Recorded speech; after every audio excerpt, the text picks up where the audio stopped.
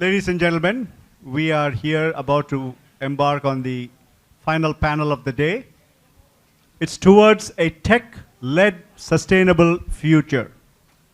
Again, in the interest of time, I'm going to have Savita start off the panel. You can throw in your introductions along the way. People will learn about it as you speak. We have a real power panel here for this topic.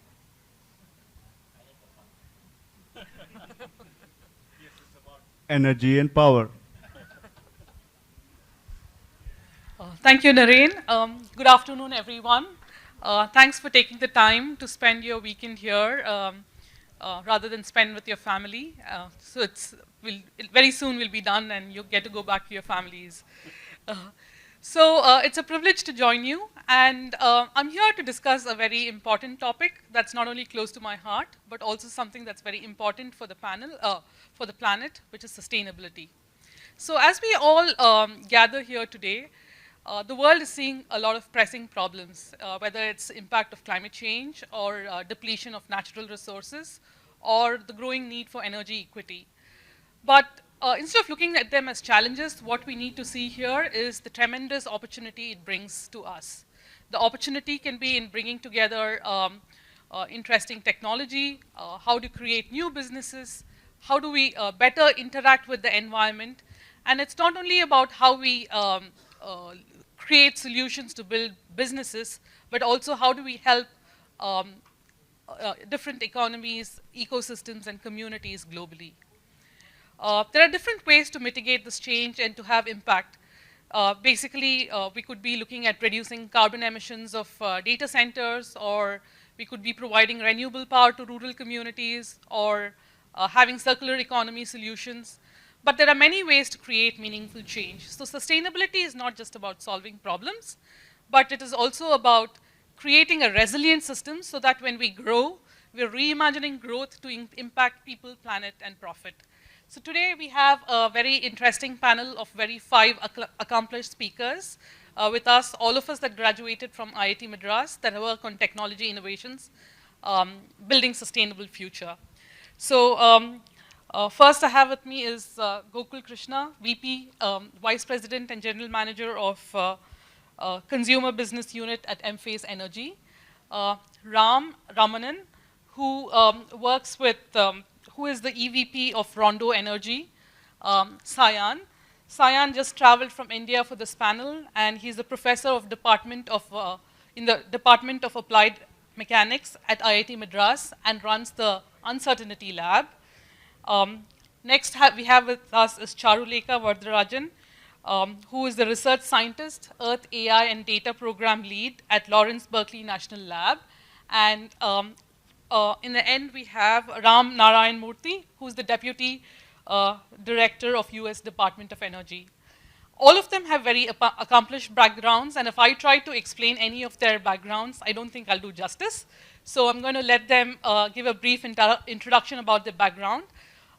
And one thing I want each of them to talk about is what is the superpower these people have developed as a part of their educational background or as a part of their career to lead in their everyday lives as a researcher, as an academic, or as an industry leader, as the ESG regulations are tightening up across the world. And we can go in an order this way, starting with Gokul here.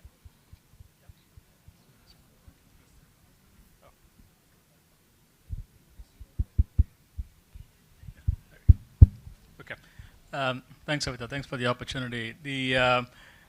I don't feel super powerful, so I'll talk about maybe 3 things that have helped me in my career and give a little bit of an introduction to myself as well. So the first 2 things that come to my mind in my career that have been most helpful are, the first has been luck. The second has been the people that have helped me along the way.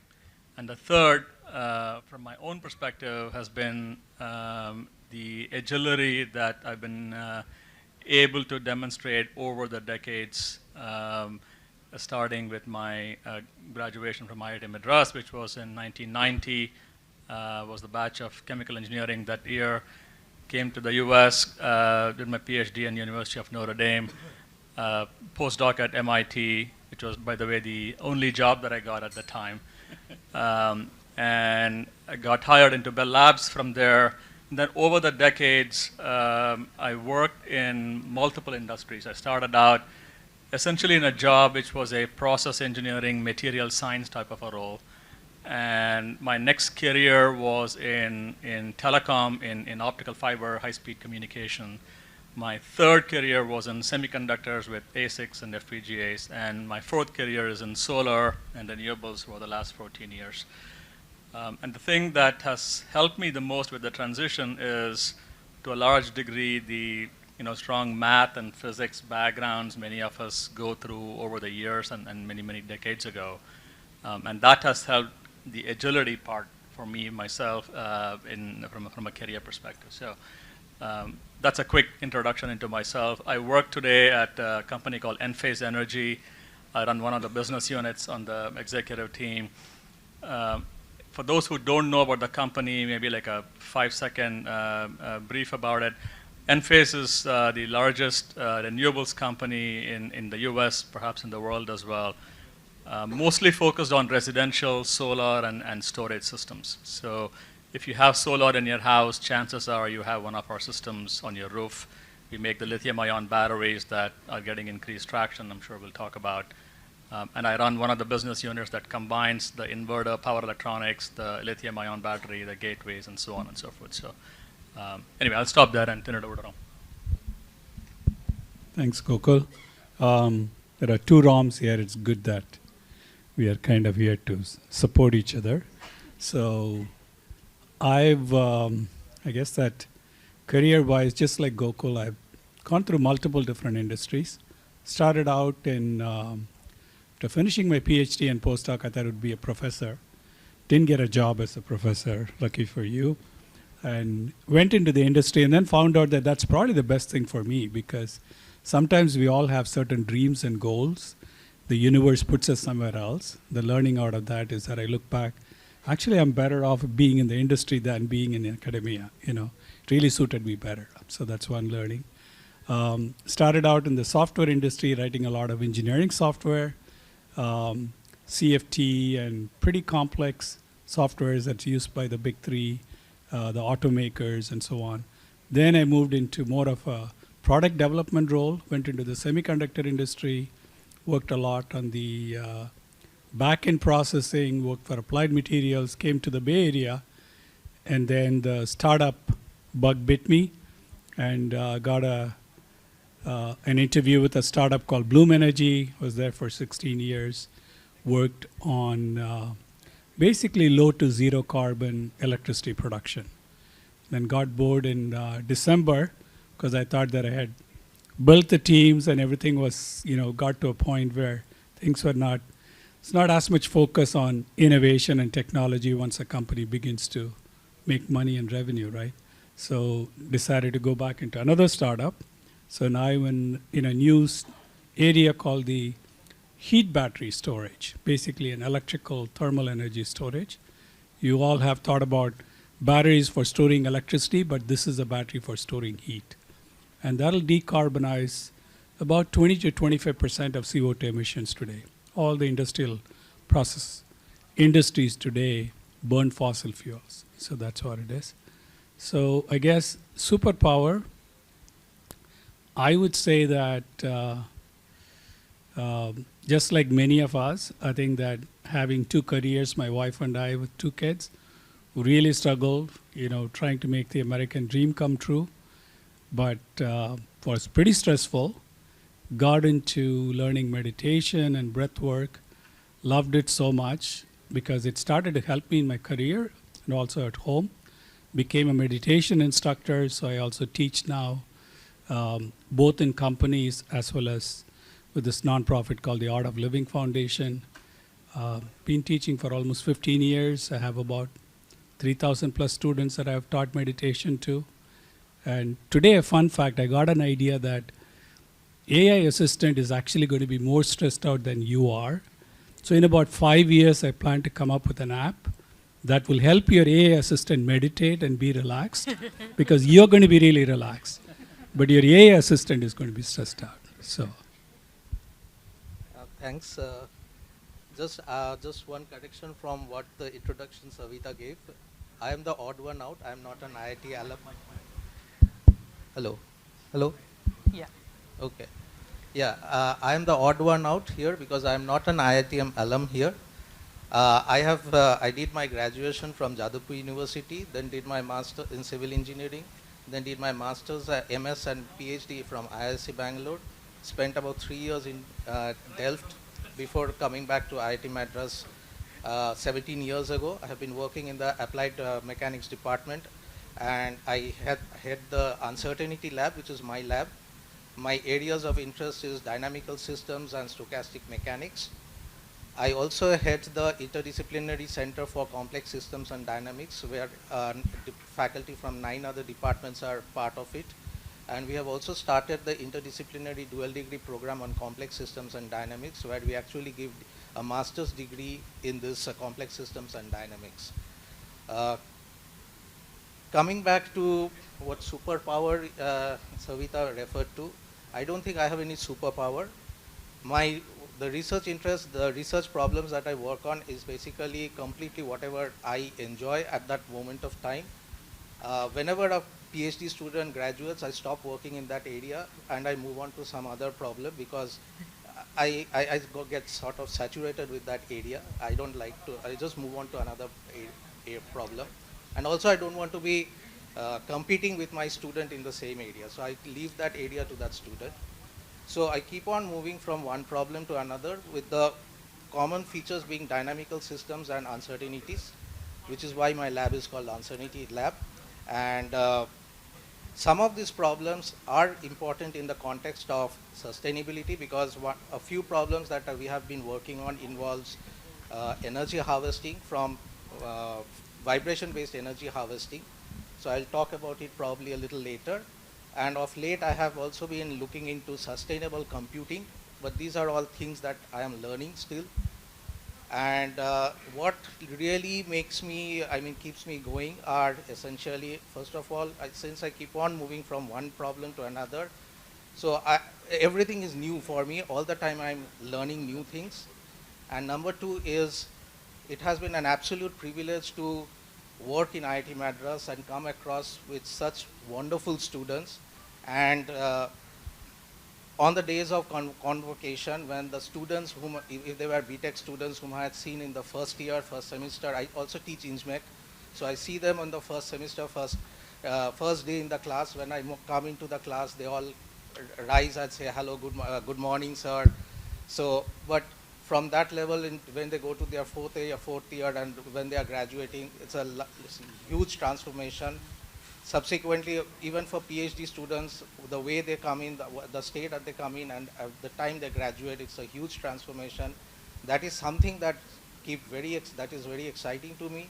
And coming to this, so far I have been only looking at that part of the students, but coming to this alumni meet today, I got to see individuals who were part of IIT Madras before I was born, and so much accomplished people all around me. It is so inspiring, and I hope that it just makes I can see that the students that I am teaching right now will also turn out to be some people like you.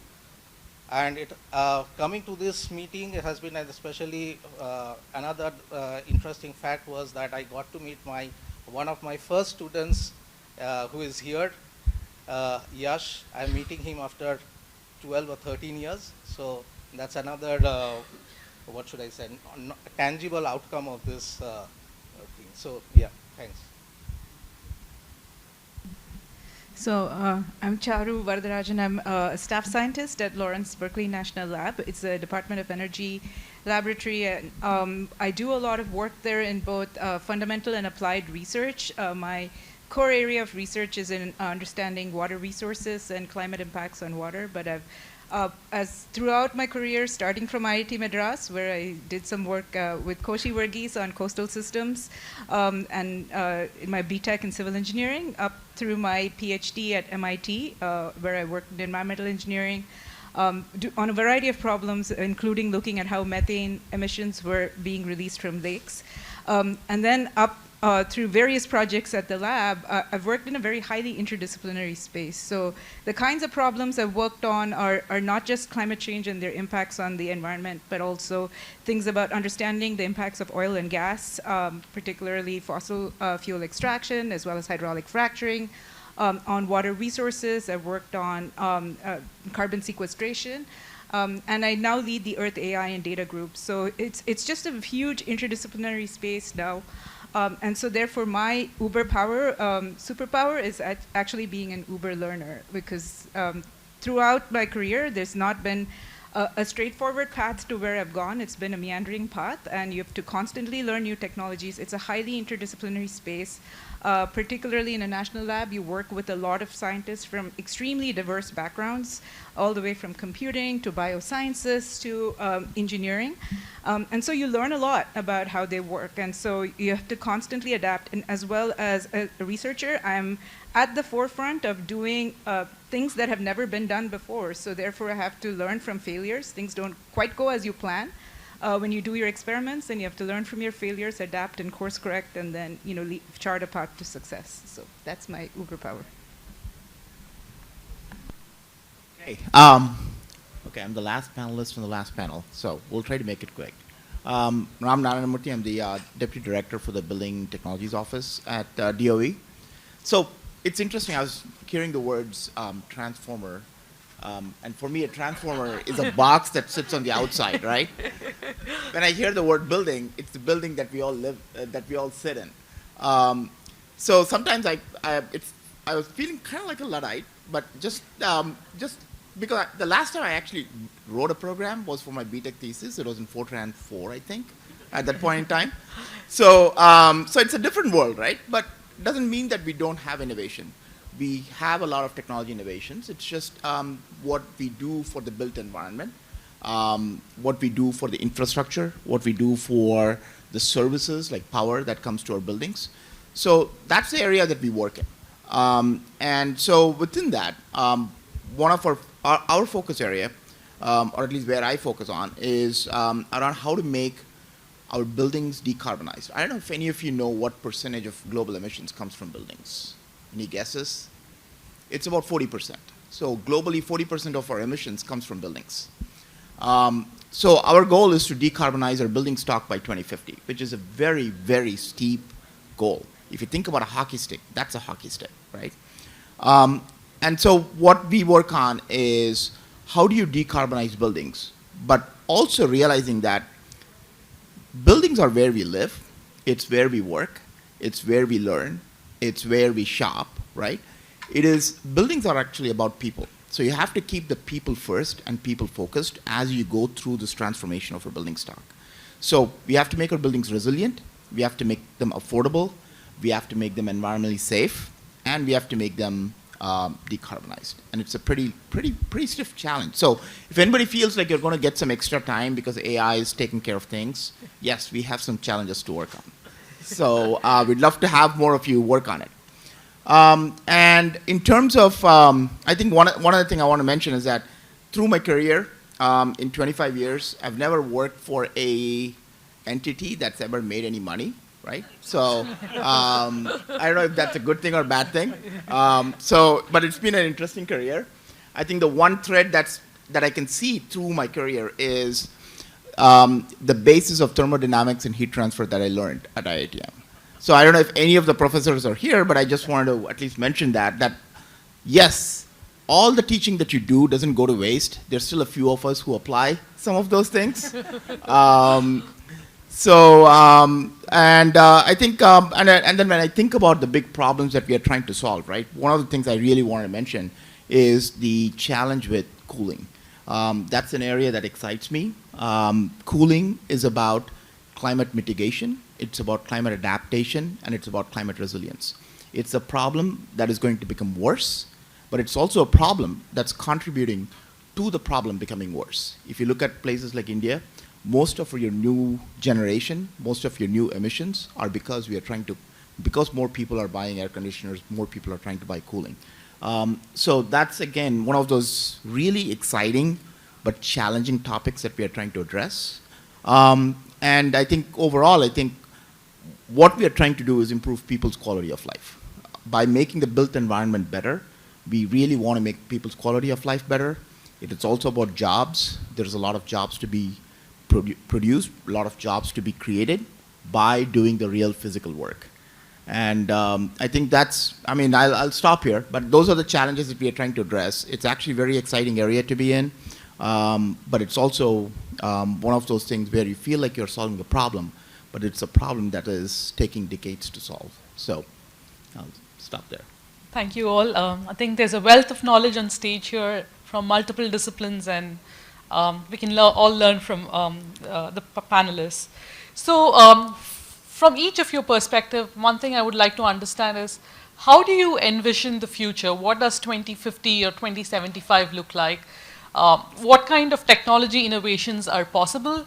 And this is mostly from what opportunities lie for entrepreneurs and new startups trying to build new things in the space. And we can go in the same order, or you can decide whichever order. Yeah. Okay, I can start. Like I mentioned, cooling is an area that we think there's a lot of potential for. Another area I think, Ram, you're working on is around industrial decarbonization. I was actually happy to see somebody else say the word thermal storage. So that was pretty nice. Another area that I think there's a huge challenge in is infrastructure. Innovations on how to make your existing infrastructure work better, work on the electric grid, for example.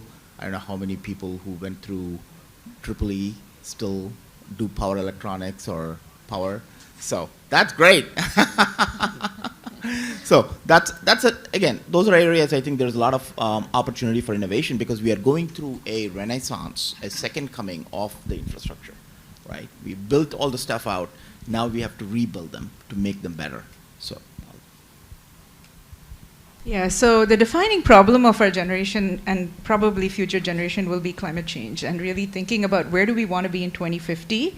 If you think about, some of the political targets, they're all based on keeping global temperatures at about 1.5 degrees Celsius above pre-industrial levels. So just for context, right now we're at about 1 degree Celsius over pre-industrial levels, and we have about 25 years try to stabilize at 1.5 degrees Celsius. So what's that going to take?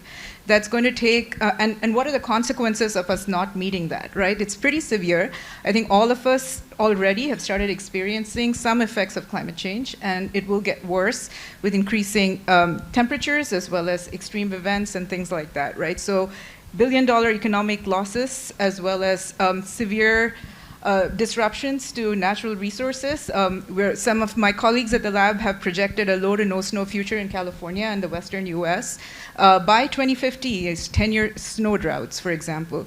So, we have to, one, think about, how can we better predict opportunities, or how can we better predict where things are, how climate is going to impact us. And there's a lot of possibilities in the predictions and risk management space. But it's also, we have to think about how do we adapt as the world is changing. And there's opportunities in the adaptation space, and then thinking about technologies that will help us meet that 1.5 degree target, which is both clean energy technologies, but that's not enough. We have to decarbonize. And so there's a lot of work to be done. Right now, many of it is in fundamental research stages, such as geothermal, clean hydrogen, for example. So those are new potential energy sources, but also we have to think about negative carbon emissions, and how can we do that through enhanced weathering. There are many different technologies very much in the research space right now, but we have to develop that, scale that, and implement that by 2050, and that's a big leap. So lots of opportunities in the tech sector. Yeah, I know that several of my colleagues are working on different aspects of whatever Charu mentioned and others are mentioning in terms of renewable energy and alternative sources of energy. And I have a lot of faith in our students, in the student community. I'm sure that just like currently we see a lot of startups focused towards the AI sector, it's just a matter of period time when there will be another wave of entrepreneurs who will start whatever we are now looking into still in the research stage, they will take it to the product stage. I'm confident about that. Yeah, the one thing that comes to my mind is that I think that there's not a good enough, even though everybody talks about climate change and wanting to do better, if somebody can come up with some good gamification apps that improves their education and how people take more responsibility for what they're doing, or even if you go to a restaurant and if they are using plastics that cannot be recycled, how do you bring about that kind of a revolutionary change in thinking across the population? If somebody can work on that from as a social change standpoint, I think that'll go a long way. I mean, we'll invent technologies, we'll do all of those things, but my concern is that we are growing and growing and growing, population keeps growing, but is there enough of an awareness across the world?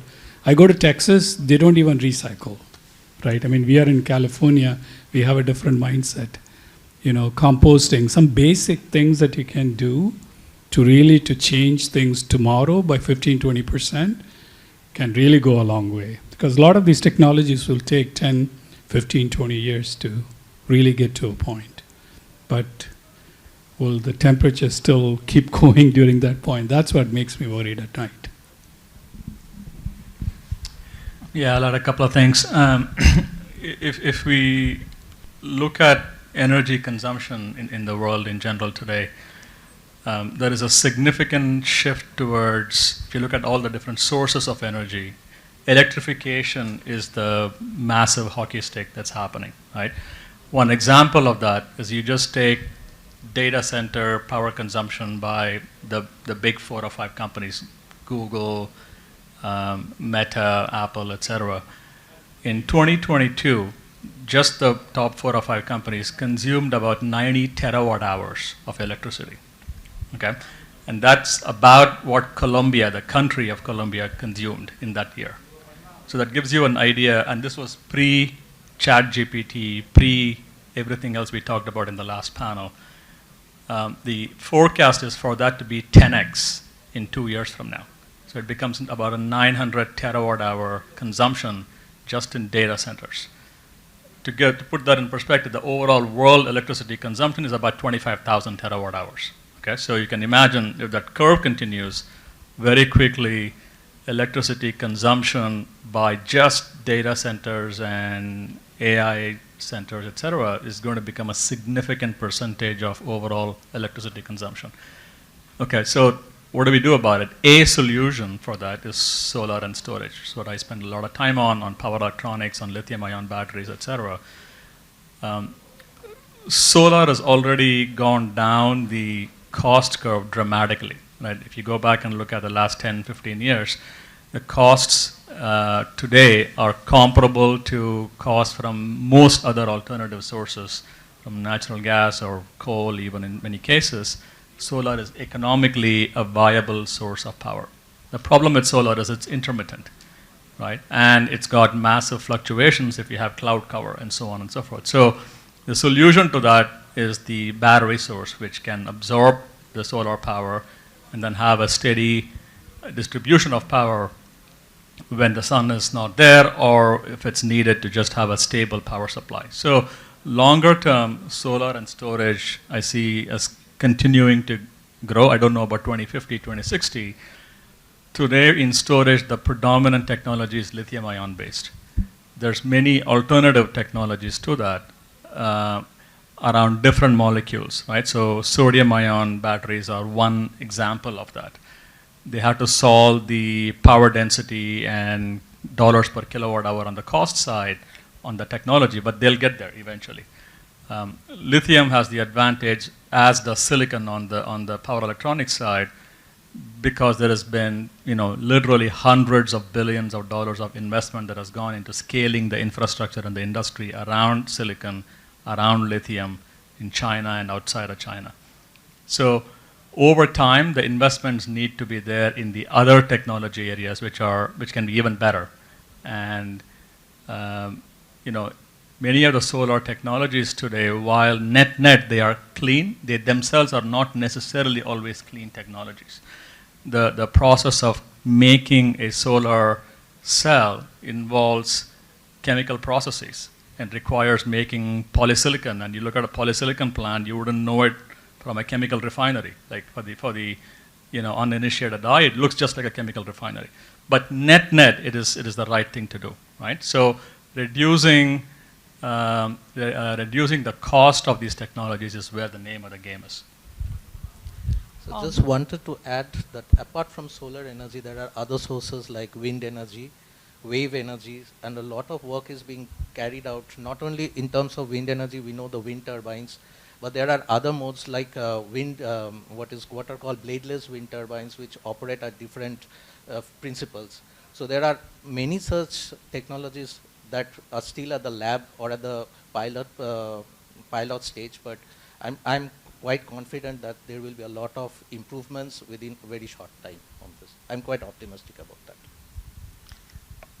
Great points from all of you. But to be able to scale this technology innovations that we have created, I think there's a lot of investment that needs to go in.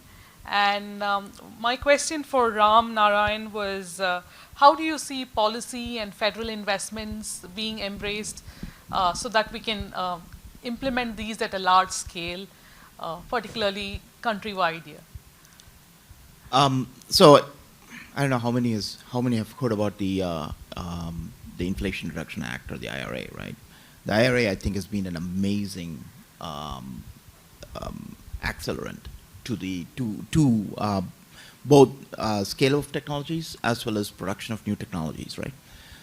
There's been so many new production facilities. Gokul, I don't know if you guys have used any IRA funds to set up production all the time, right? It's just been an amazing accelerant to clean energy, to electrification, to renewables, there's battery plants going up everywhere, EVs. So I think it's actually showed what we can do with good policy when policy is structured well. Yes, there's always going to be government. It's going to take time, because when you're in government, you have a fiduciary duty to take care of taxpayer funds. So it is always going to take more time than just, say, a venture capital investment. But if it's done right, it can provide benefits for decades on end, right? So that's an example of policy. I think when I think about what's going on in India right now, there's actually a lot of focus on the innovation ecosystem, right? They're trying to get more new, smaller companies, innovative companies, so that they can onboard the supply chain from China to India for many of their core technologies. So those are things that you can do with policy that can be quite impactful. Another area where we have seen great impact is on building codes and standards, coming closer to home. Actually, LBL's been the leader for building codes and standards. And what it's done, especially for California, is it has kept total energy consumption pretty flat, while bringing down the per capita consumption by 70–80% over the last 20–30 years. So all of these policy, like, you have a lot of policy levers. There's carrots, there's sticks. You apply them appropriately, and you get long-term benefits when you do that right. Thanks, Ram. Anybody else wanted to add on investments to scale up technology innovations, maybe from an investor angle, or? Actually, I'll share a slightly different perspective from the policy angle. When I was at Bloom Energy, we were trying to reduce the carbon by 50%. And so we were switching from whatever coal or oil people are using to burn into natural gas, which is significantly more efficient. But the adoption from the industry and everybody was so slow. Now today, everybody wants to go to zero carbon. There is not a very clear strategy either from the government or whoever is to go from a 95% utilization of fossil fuels to, let's have a plan for 50%, let's have a plan for 25%, and try and accelerate that growth. If people want to go from 95 to zero, it's just kind of really interesting. I mean, in the industry, that makes it very difficult.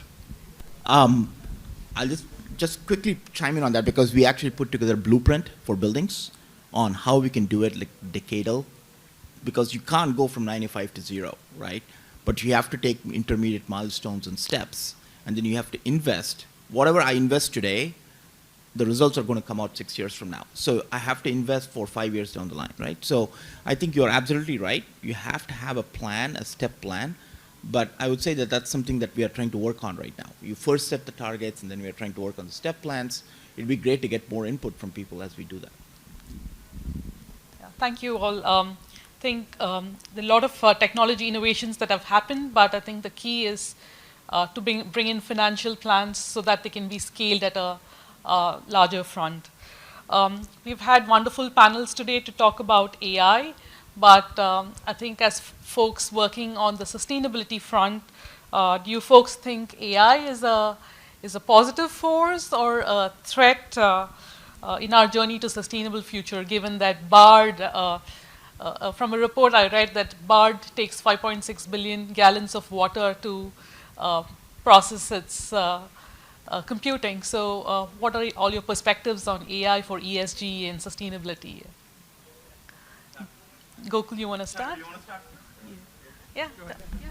Yeah, so, as someone who leads the Earth AI and Data Group, we see tremendous opportunity in AI really changing everything in many different ways. Our ability to do predictions and models, we're at the forefront of trying to have AI now do new types of predictions that could not be done before, not just in terms of revolutionizing weather forecasting. NVIDIA, for example, has taken a great deep interest in doing advanced weather models. They're partnering with some scientists at our lab. Google has come out with a flood forecasting model that's global, and this is being done in places that never had flood forecasts at that level before. So it really will transform our ability to do predictions. And I think there's also lots of other angles in which AI can really help. Our ability to use the vast amount of remote sensing data, for example. We've just been able to sort of touch the tip of the iceberg in terms of how we can leverage satellite as well as all these other sensor network types of data that we have in terms of Earth observations. And AI is really transforming both our scientific understanding and the kinds of knowledge we can generate as well as technologies we can develop. So I'm kind of bullish on AI, also in terms of the observation space. It can really help us enhance our observations. I do sort of recognize the constraints in terms of computing and like the greenhouse gas emissions. But again, it's sort of this net positive, right? Like overall, is it going to be a net positive or a net negative? And I think in AI in the overall space will be a net positive for sustainability. Thank you, Charu. So when I went to the DOE, the first thing I did was cut out all my AI projects in my portfolio. And there's a reason, right? Because for me, I need to take what we do in the virtual world and translate it to the physical world. And what I saw was a lot of AI work, but it was all algorithmic work that never could find its way into building control systems or into the physical world. And I think that gap still exists, right? I think there's a lot of, I'm very excited about robotics. I think there's a lot of opportunity for robotics. I'm not an expert in this area, so I don't really know the difference between AI and machine learning, et cetera. But I do see opportunities for, say, what I think of as machine learning. But right now, I think AI, what we are now dealing with at DOE is trying to deal with all the gas plants that are coming online just to meet data center load. So right now, it's a challenge for us, right? Office of Science, yes, it's slightly different. But for us, for many of us in the applied areas, right now it hasn't shown the benefits yet. But I would love to learn more. I don't know the area. Just to rebut that one point is like one example I can give you from my own research. We're able to use, so we're doing some work using computer vision approaches to identify undocumented oil and gas wells. These are wells the US has been producing since the 1850s, and there's a number of wells that we don't even know where they exist. There's about 800,000 wells where we don't know where they are. And we're using computer vision to identify where these wells are. And our just latest research, we found 1,300 actual potential wells in LA, Kern County, and Oklahoma, where you can actually go to the field and actually locate some of these things. So in some ways, I think, this is from applied energy space, there's actually, it's creating new things that we could just not have done manually before. And so I think in that sense, it does create new opportunities, but it's kind of still very researchy at this phase. I think to get it to scale is the concern. Yeah. I think rather than just AI, even simple supervised models, using the data that's coming back from the power plants. We have done a ton of things at Bloom Energy where we were able to improve the efficiency of the systems to a point that we saved almost $100 million for the company. Predictive maintenance is another one. You can put some sensors in there, very basic things like, this blower is going to, stop working a week from now or 2 weeks from now. A lot of those things go on to improve the efficiency and also reduce, the efficiency. I agree with all that, right? I don't know whether that's AI or what you'd call it, but yeah, it's basic stuff. Using sensors and yeah. Sayan and Gokul, do you have any thoughts here? Yeah, Ram touched on something I was going to mention as well. So from where I sit, I see at least 3 applications, and they broadly fall under AI/ML. Like Ram, I'm completely illiterate, but the designing a rooftop system, for example, if you go up and look at many of our roofs, residential roofs, they are very complex structures. There are eaves, there are chimneys, there are shades, there is shading from the trees, and so on and so forth. So it's a very interesting pattern recognition problem to figure out what are these obstacles, what is real, what is not, and then be able to do a panel layout on these roofs in an orientation where you can maximize the maximum solar radiation. So it's a very interesting design problem, and that's one. The second one is fault diagnostics and predictive maintenance, sort of like what Ram was alluding to. We have a fleet of almost 1.5 million homes worldwide, and we are getting data live streamed into our data centers all the time. So just being able to look at like panel degradation or how a battery is performing, you can get insights into is the electrolysis inside a lithium-ion cell happening as we think we should, or is there some degradation happening, right? So there is this enormous amount of intelligence buried, and we are just scratching the surface there. So those are, and the weather forecasting, Charu mentioned, that's super important to us to be able to plan and provide homeowners advance notice, saying, hey, look, a week from today, X, Y, and Z is going to happen in your territory, your zip code. You might want to be prepared and charge your batteries or raise your thermostat by a degree so that you can get some economic advantage from your utility. So there's a lot of very simple tactical things that are material that provide value to homeowners that we can do today. And my company, like many others, are working on similar things. Yeah, I would like to add something. Whether sustainability or not, I think AI is going to stay. It's not going away. A couple of panel discussions before Prasanna mentioned that what he thought about the human brain, that has come down. I'm not so sure, because the human brain, what I understand, it consumes, the energy that it consumes is fraction of what ChatGPT consumes, right? So maybe there is an alternative way of looking into how computations are done. So the human brain works in essentially it's a collection of neurons. Each of them are oscillators. And there are now studies, a lot of studies have been going on what are called oscillator-based computing. You might be aware of that. So we just started doing some things with our PhD student. We have got some interesting results numerically. But we are now trying to build hardware and then test out whether it is indeed they are as efficient or not. I'm sure that the human brain doesn't compute the way computers compute. And human brain is much more efficient.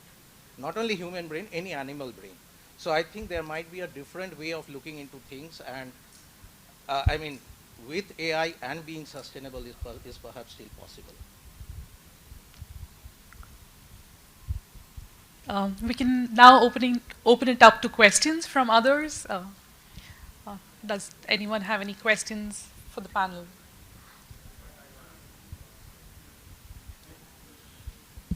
Hi, I'm Shiva from the 2011 batch, Jamuna Hostel. I had a question about the ideas that we're talking about here. So when we phrase it as towards a tech-led sustainable future, or generally when we exhort people to build solutions, there's the underlying assumptions that we can pile these on or somehow just throw them into the stew, mix them all together, and we end up in a better world.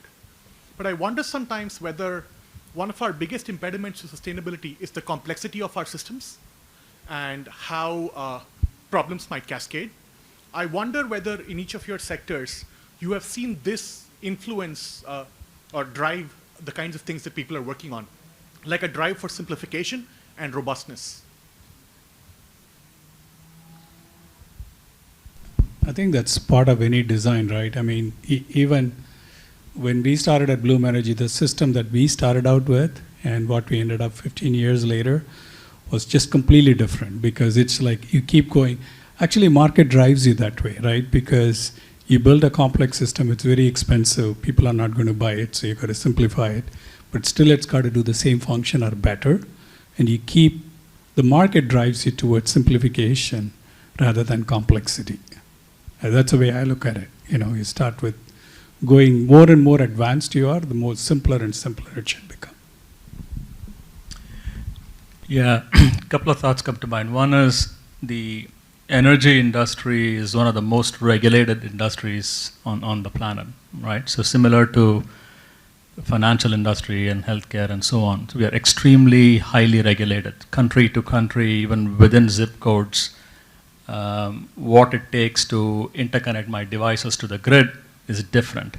Waveforms are different. How you synchronize is different. So the point being, there are massive, you know, call it just electrical codes in the infrastructure in the way the US grid is designed, for example.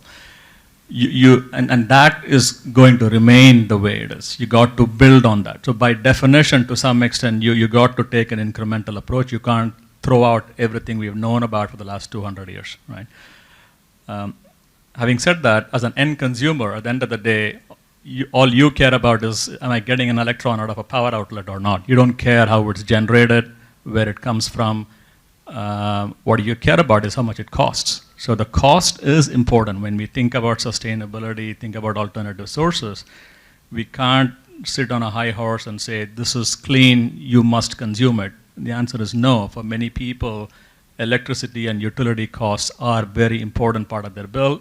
Costs have to come down. So the revolution that needs to happen, and it is happening in power electronics. Instead of silicon, for example, people are looking at GaN and silicon carbide, which fundamentally changes switching frequencies, improves efficiency, lowers the power heat dissipation, so on and so forth. Likewise, on the battery side, like I spoke about earlier. So all of those things help to make the system a lot better, a lot more efficient over time. But overall put together, it is a super complex system. And by the nature of the way it's sort of gradually built upon the foundations of the existing code, it is what it is. Anyway, that's sort of my perspective. Sure. And can I just can I respond to that? So just to I think I accept everything you both said, but just to push back on that a little bit more. So you comment on how markets have a certain drive for simplicity, but embedded in there are certain assumptions about that cost is an accurate reflector of complexity or everything else, right?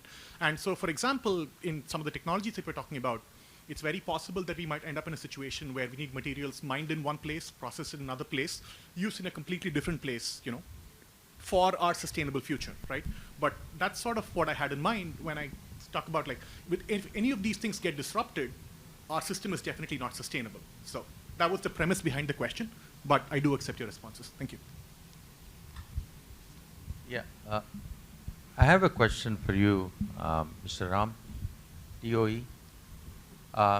I'm in the material space, so there were a couple comments about plastics not being sustainable, or I would say renewable or sustainable. There are efforts, as you know, in this area. I had a two-part question. In generally, what level of funding is there for companies? I mean, how are you funding many companies, big companies, in both the energy space and material space? That's one question in general. For smaller companies seeking, they are doing innovation and research, because my company, I help other companies. So I'm curious on money available for research and development in the space.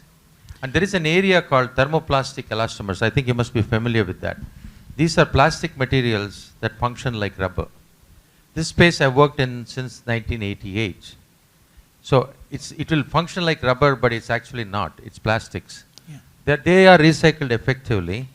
And nowadays, product design and development is done to actually look at reusing the stuff again. Okay, that's being done.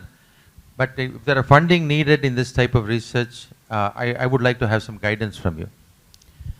So we do, of course, we put out a lot of funding every year, right? I think there's billions of dollars of money that we put out for funding opportunities. But usually what DOE does is usually around energy, or the Office of Science does a lot of work around science areas. I don't know about thermoplastics. NSF actually has a lot of funding that might be more appropriate for what you're looking for, the National Science Foundation. So if you look at NSF, they might have opportunities for the areas you're looking for. But within DOE, yes, we do a lot of investments. We every year we roll out a bunch of funding opportunities for. Yes. Mm-hmm. Yeah. Yeah. We can connect back.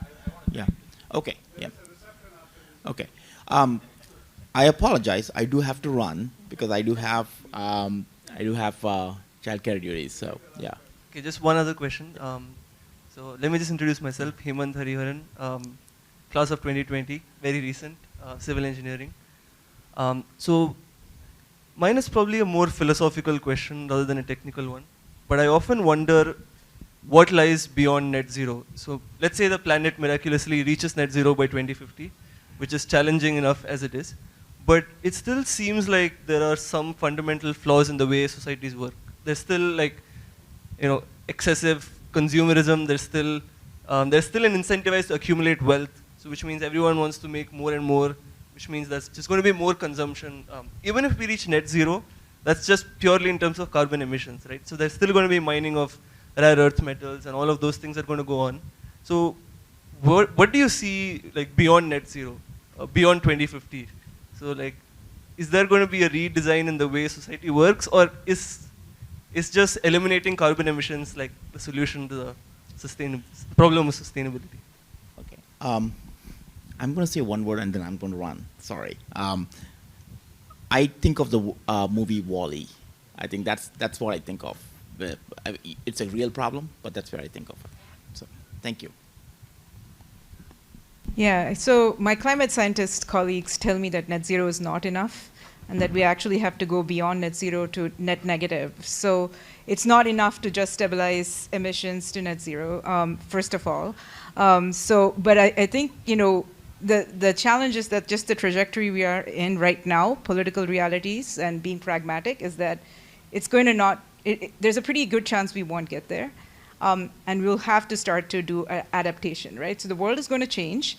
And then the question is, what does resilience mean? What does sustainability mean? Do we want it to go back the way it was? Do we just reach a tipping point? Have we reached tipping points and we adapt to new places, which is going to be potentially painful? So there's a whole slew of things. What happens if we are in a low to no snow future? How do we live with less water? And how does the world change with that, right? So I don't think we can just have a mission accomplished flag if we end up stabilizing carbon, and global temperatures in 2050. I think we'll end up with new problems and other problems to solve. All right, thank you. One. You have a question? Yeah, one. Last. Yeah, thank you. My question to the panel is, the topic here is towards a tech-led sustainable future. What I've been hearing mostly about regulations leading us to a sustainable future. Are there any alternatives to lead us to that path? And why sometimes regulation is challenging to go towards a sustainable future, which seems like it should be a natural path for regulators to proceed to, but it is still challenging. So with or without regulations, what are the alternatives that can lead us to that state? To anyone in the panel. I work on a solar startup, and I think what is stopping us from reaching the large scale is actually the investment to reach the larger audience that needs it.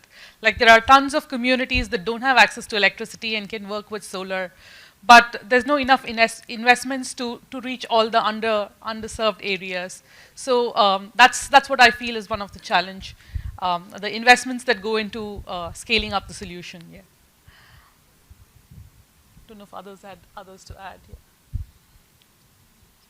Thank you all for staying in spite of the delay in the conference. Really appreciate it, and thanks to the panelists for a wonderful panel. Thank you so much. Yeah. Thank you to this panel. It's been wonderful having you. We have all this recorded, so those who missed it will learn, and they'll reach out to you with questions. So